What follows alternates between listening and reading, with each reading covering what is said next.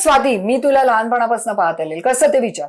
कसं? कारण की हिंदू कॉलनी दुसरी गल्लीमध्ये माझ्या आईचं माहेर आणि त्याच्यामुळे दिवाळीची सुट्टी असो, कुठलीही सुट्टी असो, गणपती आहे स्पेशली, त्यामुळे तिथे नाटक बरोबर हिंदू कॉलनीतला गणेशोत्सव आणि आत्ताला त्याला 80 वर्ष. हो भगिनी समाज. आणि तुला आठवत असेल तर आपण जागा रिझर्व करण्यासाठी वर्तमानपत्र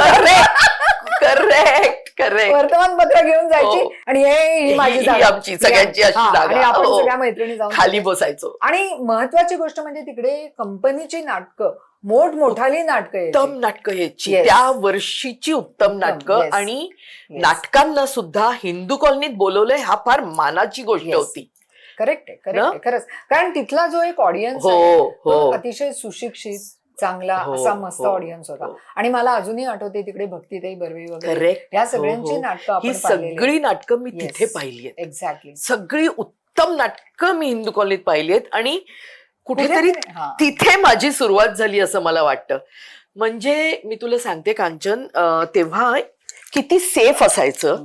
म्हणजे नाटकं रात्री 9, 9:30 नंतर सुरू व्हायची, ती संपायला 12, 1 वाजायचे. 12-1 ला घरी पोहोचायचं. आणि पुष्कळ वेळा माझ्या आईला बघायचं नसायचं की मी नाही जाणार आहे, पण मला जायचंय. तर आम्ही राहायचो हिंदू कॉलनीत डॉक्टर परचूर यांच्या बिल्डिंग मध्ये. तर मग आई विचारायची, तू कशी परत येणार आहेस रात्री 1 वाजता? एवढा लोंढा जायचा. तर मी सांगायचे, मी गर्दी बरोबर परत येईन. एक्झॅक्टली. आज कुठची आई हे अलाव करेल की मी 1 वाजता रात्री गर्दी? फक्त आईचं एकच म्हणणं असायचं, नाटक संपल्या तिकडनं निघायचं आणि गर्दी बरोबर यायचं. पण it was so safe. Safe yes. आणि कोणीतरी ओळखीचं असायचं, चल घरपर्यंत. I know.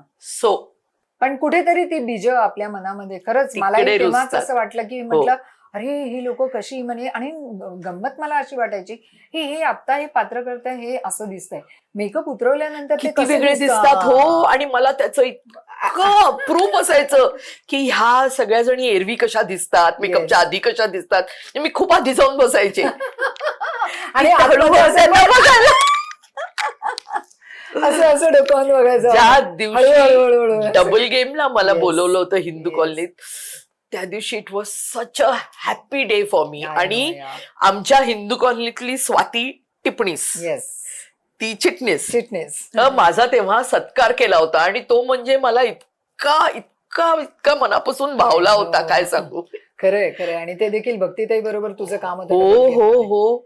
फार महत्वाचं होतं आणि फार छान नाटक होतं डबल गेम. एक अतिशय सुंदर सशक्त अभिनेत्री हे मी अशासाठी म्हणते, कारण की या माझ्या मैत्रिणींनी सुरुवात जी केली ती सत्यदेव दुबे यांच्यासारख्या एका प्रतिथयश नाट्यकर्मीच्या बरोबर. तसंच आविष्कार ही एक अतिशय तेव्हाची सशक्त अशी रंगभूमी, समांतर रंगभूमी चालवणारी संस्था होती, ज्याच्यामध्ये सुलभाताई, अरविंद देशपांडे, रोहिणी आणि जयदेव अटंगडी हे लोक होते. तसंच मी पण आविष्कारची, त्यामुळे लाईक वडा खाल्ल्याशिवाय आमचं होणारच नाही.